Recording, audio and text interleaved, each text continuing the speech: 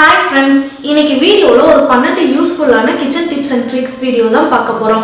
Already நம்ம சேனல்ல ஒரு 22 கிச்சன் டிப்ஸ் வீடியோ போட்டிருக்கேன். நீங்க அந்த வீடியோ இதுவரைக்கும் பார்க்கலனா கீழ டிஸ்கிரிப்ஷன் பாக்ஸ்ல லிங்க் இருக்கு, கிளிக் பண்ணி பார்த்துக்கோங்க. இன்னைக்கு நான் சொல்ல போற கிச்சன் டிப்ஸ் எல்லாமே கண்டிப்பா புதுசா இருக்கும். நிறைய பேருக்கு தெரியாம இருக்கலாம், கொஞ்சம் பேருக்கு தெரிஞ்சிருக்கலாம். தெரியாதவங்களுக்கு இது ரொம்பவே யூஸ்ஃபுல்லா இருக்கும். என்னென்ன கிச்சன் டிப்ஸ்னு பார்க்க வாங்க வீடியோக்குள்ள போகலாம். ஃபர்ஸ்ட் டிப் என்னன்னு பார்த்தீங்கன்னா, சில சமயம் நம்ம சட்டியில் எண்ணெய் வச்சுருக்கும் போது நம்மையே அறியாமல் அதில் கொஞ்சமாக தண்ணி பட்டுரும். நம்ம அப்படியே அதை ஹீட் பண்ணும்போது எண்ணெய் ஃபுல்லாகவே தெரிச்சு ஸ்டவ் ஃபுல்லாகவே நாஸ்தி ஆயிரும். இதுக்கு பெஸ்ட்டு சொல்யூஷன் பார்த்தீங்கன்னா வாழை இலை தான். ஃபஸ்ட்டு சின்ன சைஸ் வாழை இலை எடுத்து அந்த தண்ணி இருக்கிற இடத்துல வச்சு வாழை இலையை நல்லா டிப் பண்ணி விட்டுக்கணும். நான் இங்கே தண்ணி கம்மியான இடத்துல இருக்கிறதுனால தான் சின்ன சைஸ் வாழை இலை யூஸ் பண்ணியிருக்கேன். உங்களுக்கு எண்ணெயில் தண்ணி எந்த இடத்துல இருக்குதுன்னு தெரியலனா நீங்கள் பெரிய சைஸ் வாழை இலை யூஸ் பண்ணிக்கோங்க. இது ஒரு 2 நிமிஷம் இப்படியே இருக்கட்டும். இப்போ இதை அடுப்பில் வச்சு ஹீட் பண்ணிக்கலாம். ஹீட் பண்ணும்போது ஃப்ளேம் கம்மியாகவே வச்சுக்கோங்க, அதிகமாக வச்சிடாதீங்க. உங்களுக்கு அந்த சவுண்ட் டிஃப்ரென்ஸ் கேட்கணும்னு சொல்லிட்டு தான் நான் மியூட் பண்ணாமல் அப்படியே வச்சுருக்கேன். ஸோ இதுலேயே உங்களுக்கே தெரிஞ்சிருக்கும் வாழையில யூஸ் பண்ணி நம்ம எண்ணெயை ஹீட் பண்ணும்போது எவ்வளோ தெரிக்குது, வாழையில யூஸ் பண்ணாமல் எண்ணெயில் தண்ணி பட்டு நம்ம ஹீட் பண்ணும்போது எப்படி தெரிக்குதுன்னு. நான் சின்ன சைஸ் வாழையில யூஸ் பண்ணதுனால லைட்டாக தெரிக்குது. நீங்கள் பெரிய சைஸில் வாழையில யூஸ் பண்ணிக்கிட்டீங்கன்னா இது கூட தெரிக்காது. வாழை இலை நல்லா ஃப்ரை ஆகி நல்லா கிறிஸ்பி ஆகிடுச்சு பாருங்கள். தண்ணி எல்லாத்தையுமே வாழை இலை நல்லா அப்சர்வ் பண்ணிடும். இப்போ வாழை இலையை எடுத்துடலாம். இதுக்கப்புறம் எண்ணெயை நம்ம நார்மலாக யூஸ் பண்ணிக்கலாம்.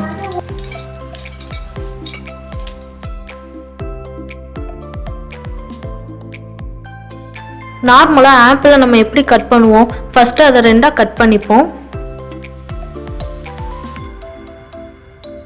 அடுத்து நடுவில் இருக்கிற விதையை எடுக்கிறதுக்கும் கத்தியை இது மாதிரி தான் யூஸ் பண்ணுவோம். நம்ம கத்தியை யூஸ் பண்ணி இந்த விதையை எடுக்கிறது கொஞ்சம் கஷ்டமாக தான் இருக்கும். ரொம்ப சிம்பிளாக எந்த ஒரு கஷ்டமுமே இல்லாமல் ஈஸியாக இந்த விதையை எடுக்கலாம். அதுக்கு இது மாதிரி ஒரு குழி இருக்கிற ஒரு ஸ்பூனை யூஸ் பண்ணிக்கணும். உங்களுக்கு வீடியோவில் பார்க்கும்போதே தெரியும்னு நினைக்கிறேன் இந்த ஸ்பூன் யூஸ் பண்ணுறதுனால எவ்வளோ ஈஸியாக விதையை ரிமூவ் பண்ண முடியுதுன்னு. So next time apple cut பண்ணும்போது இந்த ட்ரிக்கை யூஸ் பண்ணி பாருங்கள். ஆப்பிளும் நீட்டாக இருக்கும் பார்க்குறதுக்கு.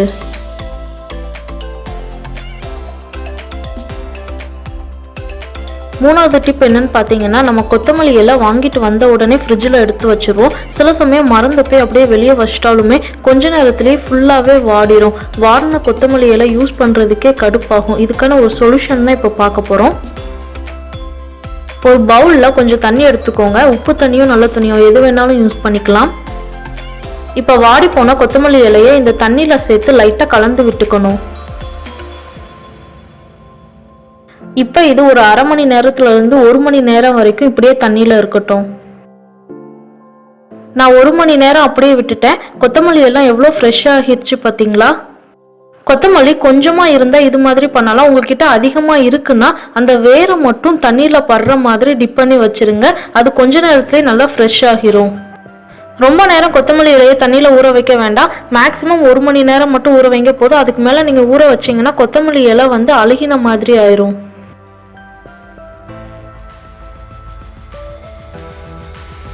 நாலாவது டிப் என்னன்னு பார்த்தீங்கன்னா, தோசை மாவு லாஸ்ட்டில் கொஞ்சம் இருக்கும்போது புளிச்சிருக்குன்னு சொல்லிட்டு நம்ம ரவை மிக்ஸ் பண்ணி தோசை சுடுவோம். ரவை டேஸ்ட்டு தோசை மாவோடு செட் ஆகாது. தோசையும் ரொம்ப மொந்தமாக இருக்கும். இது நிறைய பேருக்கு சுத்தமாக பிடிக்காது.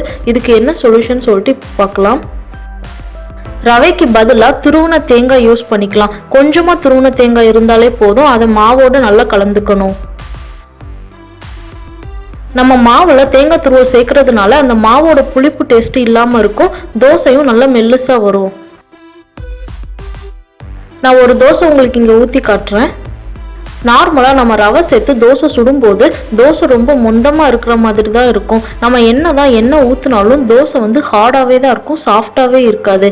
இது மாதிரி நம்ம தேங்காய் சேர்த்து தோசை சுடும்போது தோசை சாஃப்டாக இருக்கும். சாப்பிடும்போது அந்த தேங்காய் டேஸ்ட்டோட சூப்பராக இருக்கும். தேங்காய் சேர்த்து தோசை சுடும்போது ரொம்ப கிறிஸ்பியாக சுடாமல் இது மாதிரி கொஞ்சம் லைட்டாக சுட்டோம்னா சாப்பிடும்போது அந்த தேங்காய் டேஸ்ட்டு நல்லா தெரியும்.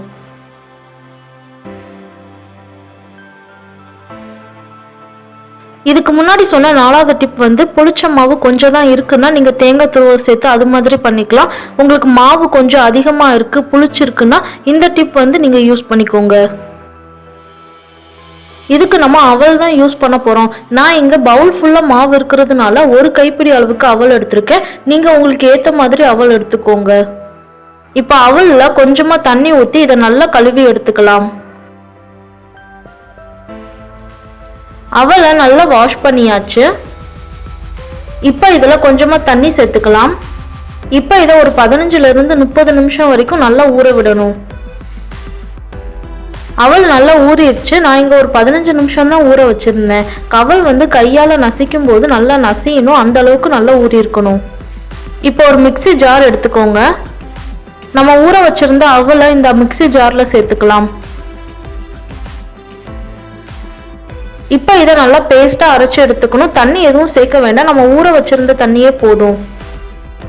இது மாதிரி நல்லா பேஸ்ட்டாக அரைச்சி எடுத்துருக்கணும். இப்போ அரைச்ச இந்த அவலை மாவோட மிக்ஸ் பண்ணிக்கலாம்.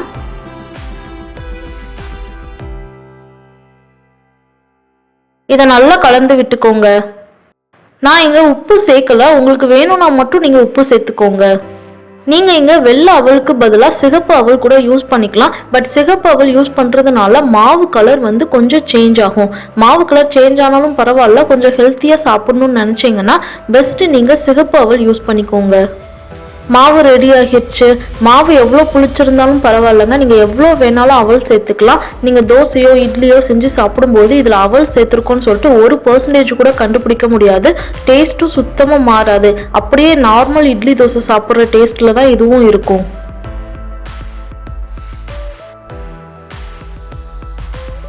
ஆறாவது டிப் என்னன்னு பார்த்தீங்கன்னா, இது மாதிரி கவரில் வாங்குற பொருட்கள் எல்லாத்தையுமே நம்ம பாக்ஸில் மாற்றி வச்சுருவோம். பாக்ஸ் சில சமயம் பத்தாட்டி இது மாதிரி கொஞ்சம் மீதம் இருக்கும். இந்த மீதம் இருக்கிறத மட்டும் நம்ம இன்னொரு பாக்ஸில் போட்டு வைக்க முடியாது. அதுக்காக இந்த கவரோடையும் இப்படியே விட்டுற முடியாது. நம்ம கிளிப்பு யூஸ் பண்ணி டைட் பண்ணி வைப்போம். இதுக்கு நிறைய கிளிப்பும் தேவைப்படும். நம்ம இப்போ கிளிப்பு எதுவுமே யூஸ் பண்ணாமல் இதை எப்படி சேஃபாக ரோல் பண்ணி வைக்கலாம்னு சொல்லிட்டு தான் பார்க்க போகிறோம். வீடியோவில் காட்டுற மாதிரி ஃபஸ்ட்டு முன்னாடி இது மாதிரி மடக்கிக்கோங்க.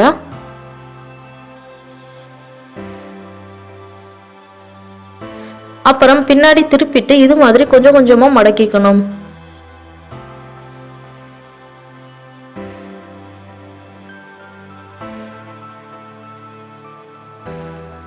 லாஸ்ட்டாக இது மாதிரி 2 சைடும் வெளியே எடுத்து விட்டுறணும்.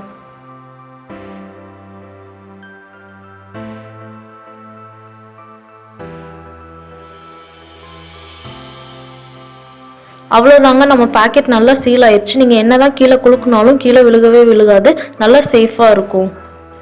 சில சமயம் நம்ம வெளியே போகும்போது குழந்தைங்க லேஸ் சிப்ஸ் எல்லாம் வாங்கி பாதி சாப்பிட்டு பாதி அப்படியே நம்மக்கிட்ட கொடுத்துருவாங்க. அதை நம்ம அப்படியே பேக்குள்ளே வச்சோம்னா சிப்ஸ் எல்லாமே வெளியே சிந்தி பேக் எல்லாமே நாஸ்தி ஆயிரும். நம்ம எப்போவுமே கிளிப்பு வந்து கேரி பண்ணிட்டு இருக்க முடியாது. அந்த டைம் இது மாதிரி ரோல் பண்ணி உள்ளே வைக்கும்போது சிப்ஸ் எதுவுமே வெளியே வராது, சேஃபாக இருக்கும்.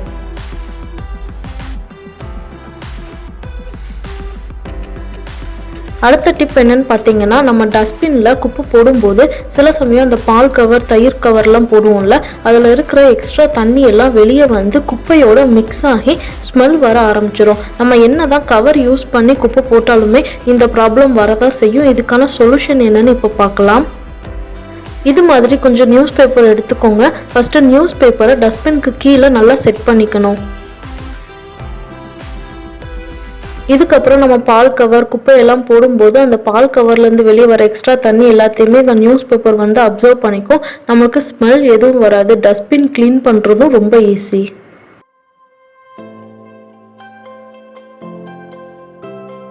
எட்டாவது டிப் என்னன்னு பார்த்தீங்கன்னா, நம்ம சைடிஷ் பண்ணும்போது அது சட்டியில் ஒட்டிக்கிட்டே இருக்கும். நம்ம என்ன தான் ஸ்லோ ஃப்ளேமில் வச்சு அதை குக் பண்ணாலுமே கீழே அடிப்பிடிக்க தான் செய்யும். நம்ம ஒவ்வொரு தடவையும் அதை கஷ்டப்பட்டு எடுத்து விட்டுக்கிட்டே இருக்கணும். முக்கியமாக உருளைக்கிழங்கு நம்ம ஃப்ரை பண்ணும்போது இந்த ப்ராப்ளம் ஃபேஸ் பண்ணுவோம். இப்போ இதுக்கு என்ன பண்ணலான்னு பார்க்கலாம். இப்போ இதை ஒரு மூடியால் ஃபுல்லாக கவர் பண்ணிக்கணும். இப்போ இந்த மூடிக்கு மேலே கொஞ்சம் தண்ணி இருக்கிற ஒரு பவுலை வச்சுக்கலாம். ஃப்ளேமை ரொம்ப கம்மியாக வச்சே குக் பண்ணுங்க. இது மாதிரி நம்ம மேலே தண்ணி வைக்கும்போது கீழே வந்து கொஞ்சம் அடி பிடிக்கிறது கம்மியாகும். இப்போ இந்த தண்ணியை எடுத்துட்டு மூடியை ஓப்பன் பண்ணி பார்க்கலாம்.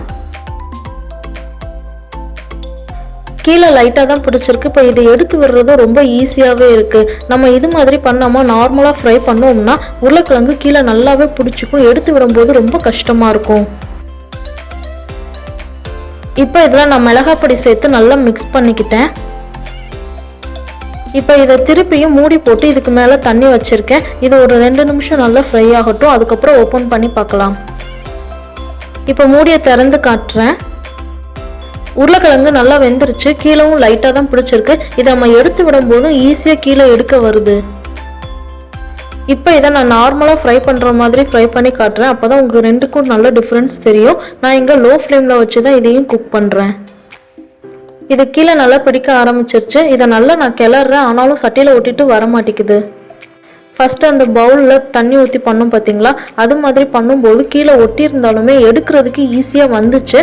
இது வந்து கீழே எவ்வளோ தான் எடுத்தாலுமே வரவே மாட்டேங்குது, சட்டியிலேயே தான் ஒட்டிகிட்ருக்கு. உங்களுக்கு இந்த ரெண்டுக்கும் நல்ல டிஃப்ரென்ஸ் தெரியும்னு நினைக்கிறேன். ஒன் டைம் நீங்கள் ட்ரை பண்ணி பாருங்கள், அப்போ தான் உங்களுக்கு நல்ல டிஃப்ரென்ஸ் தெரியும்.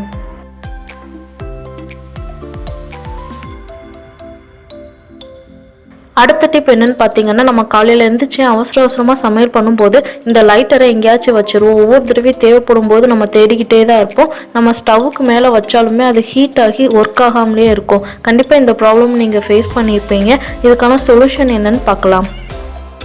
ஃபஸ்ட்டு ஸ்டவ்வில் உங்களுக்கு லெஃப்ட் ஆர் ரைட் எந்த சைடு கம்ஃபர்டபுளாக இருக்குன்னு பார்த்துக்கோங்க. எனக்கு வந்து ரைட் சைட் கம்ஃபர்டபுளாக இருக்கும், அதனால் நான் இங்கே ஸ்டிக் பண்ண போகிறேன். அடுத்து இது மாதிரி ஒரு ஹூக் எடுத்துக்கோங்க. இது எல்லா கடையிலையுமே அவைலபிளாக இருக்கும். வாங்கும்போது கொஞ்சம் ஸ்ட்ராங்காக இருக்கிற மாதிரி வாங்கிக்கோங்க. நமக்கு 2 தான் தேவைப்படும், அதிகமாக தேவைப்படாது. இப்போ ஒரு ஹூக்கை மட்டும் எடுத்து ஸ்டவ்வில் ஸ்டிக் பண்ணிக்கலாம். அடுத்து உங்கள் லைட்டர் வச்சு செட் பண்ணி பார்த்துக்கோங்க எந்த இடத்துல இன்னொரு ஹூக் செட் பண்ணணும்னு. இப்போ இன்னொரு ஹூக்கையும் ஒட்டிக்கலாம். அவ்வளோதாங்க, நம்ம லைட்டர் ஸ்டாண்ட் வந்து ரெடி ஆகிடுச்சு. இதை நம்ம எடுத்து யூஸ் பண்ணுறதுக்கு ஈஸியாக இருக்கும். டக்குன்னு அதே இடத்துல வச்சிடலாம். நம்ம ஒவ்வொரு தடவையும் லைட்டரை தேடணும்னு அவசியம் கிடையாது. நம்ம எங்கேயாச்சும் வச்சுட்டு அதை தேடிக்கிட்டே இருப்போம். அதுக்கு ஒரு பெஸ்ட்டு சொல்யூஷன் வந்து இதுதான்.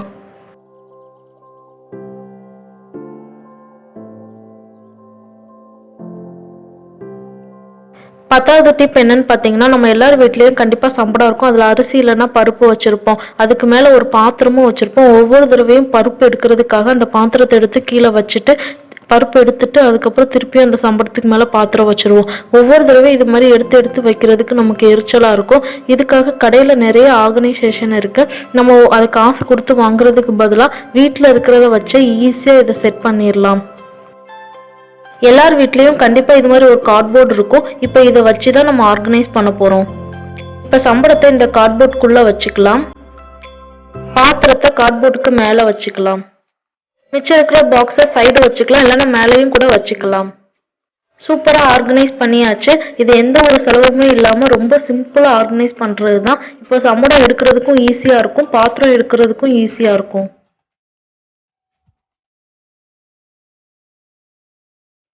அடுத்த டிப் என்னன்னு பார்த்தீங்கன்னா, சில சமயம் மத்தியானம் வச்ச சாதம் வந்து கொஞ்சம் மீதம் இருக்கும். நைட்டும் சாதம் வைக்க வேண்டியதாக இருந்துச்சுன்னா நம்ம என்ன பண்ணுவோம், இந்த சாதத்தை எடுத்து தனியாக எடுத்து வச்சுட்டு திருப்பி சாதம் வைப்போம். அது என்ன ஆகும்னா, நம்ம வந்து மத்தியானம் வச்சு இந்த சாப்பாடு சாப்பிட்ற மாதிரி இருக்கும், சூடாக சாப்பிட முடியாது. இனிமேல் அப்படி பண்ணணும்னு அவசியம் இல்லை. நம்மளும் இந்த சாதத்தை வேஸ்ட் பண்ணாமல் சூடாக சாப்பிட்லாம். எப்படின்னு பார்க்கலாம் வாங்க. ஃபஸ்ட்டு சாதம் வந்து குக்கர்லேயே இருக்கட்டும். இப்போ நம்ம எவ்வளோ அரிசி வைக்க போகிறோமோ அந்த அரிசியை வந்து இது கூடவே சேர்த்துடலாம்.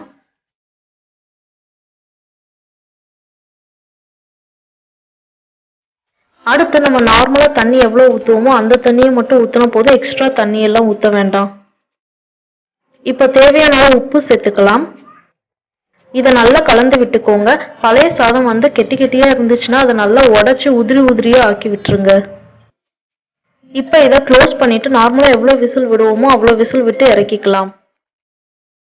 சாதம் ரெடி ஆகிடுச்சு. இப்போ இதை ஓப்பன் பண்ணி காட்டுறேன். இதில் பழைய சாதம் சேர்த்துருக்குன்னு சொல்லிட்டு உங்களால் கண்டுபிடிக்கவே முடியாது. நார்மலாக எப்படி உதிரியாக இருக்குமோ அதே மாதிரி தான் இருக்கும். பழைய சாதம் சேர்த்ததுனால குழஞ்சிரும்னு சொல்லிட்டு நீங்கள் பயப்பட வேண்டாம். இனிமேல் மத்தியானம் வச்ச சாப்பாடு ஆறி போய் சாப்பிட்றதுக்கு பதிலாக இந்த ட்ரிக் யூஸ் பண்ணி சூடாக சாப்பிட்லாம்.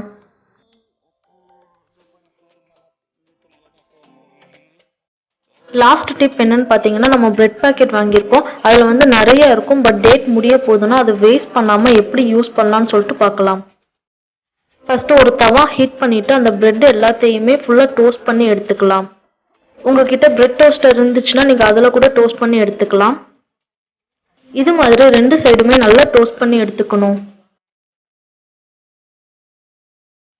இப்போ டோஸ்ட் பண்ண எல்லா பிரெட்டுமே கொஞ்ச நேரம் ஆறட்டும். பிரெட் எல்லாமே நல்லா ஆறிடுச்சு. இப்போ ஒரு மிக்ஸி ஜார்ல பிரெட் எல்லாத்தையுமே பிச்சு போட்டுக்கலாம். இப்போ இதை நல்லா பவுடர் பண்ணி எடுத்து பிரெட் எல்லாத்தையுமே நல்லா பவுடர் பண்ணியாச்சு. இப்போ இதை வேற ஒரு பவுலுக்கு மாற்றிக்கலாம். பிரெட் க்ரம்ஸ் ரெடி ஆகிடுச்சு. பிரெட்டு வேஸ்ட் பண்ணாமல் இது மாதிரி டோஸ்ட் பண்ணிவிட்டு பிரெட் க்ரம் பண்ணி வச்சிட்டிங்கன்னா உங்களுக்கு தேவைப்படும் போது நீங்கள் பிரெட்டு வாங்கி பிரெட் க்ரம்ஸ் பண்ணணும்னு அவசியம் இல்லை. நீங்கள் இதையே யூஸ் பண்ணிக்கலாம். இதை நீங்கள் ஏர்டைட் கண்டெய்னரில் ஸ்டோர் பண்ணி ஃப்ரிட்ஜில் ஒரு 3 months வரைக்கும் வச்சுக்கலாம், ஒன்றும் ஆகாது. இந்த 12 கிச்சன் டிப்ஸும் கண்டிப்பாக உங்களுக்கு ரொம்பவே யூஸ்ஃபுல்லாக இருக்கும், பிடிச்சிருக்கும்னு நினைக்கிறேன். ஒவ்வொரு கிச்சன் டிப்ஸையும் கண்டிப்பாக மறக்காமல் ட்ரை பண்ணி பாருங்கள். உங்களுக்கு ரொம்பவே யூஸ்ஃபுல்லாக இருக்கும். ட்ரை பண்ணி பார்த்துட்டு உங்களோட ஃபீட்பேக்கை என் கூட ஷேர் பண்ணிக்கோங்க. இந்த வீடியோ உங்களுக்கு பிடிச்சிருந்துச்சுன்னா மறக்காமல் லைக் பண்ணுங்கள், பிடிக்கலன்னா டிஸ்லைக் பண்ணுங்கள். உங்கள் ஃப்ரெண்ட்ஸ் அண்ட் ஃபேமிலிஸ் எல்லாருக்கூடயும் இந்த வீடியோவை ஷேர் பண்ணிக்கோங்க. உங்களோட சஜஷனை வித்யாவோட கீழே கமெண்ட் பாக்ஸில் ஷேர் பண்ணிக்கோங்க. நெக்ஸ்ட் வீடியோவில் சந்திப்போம். until then bye from உங்கள் வித்யா.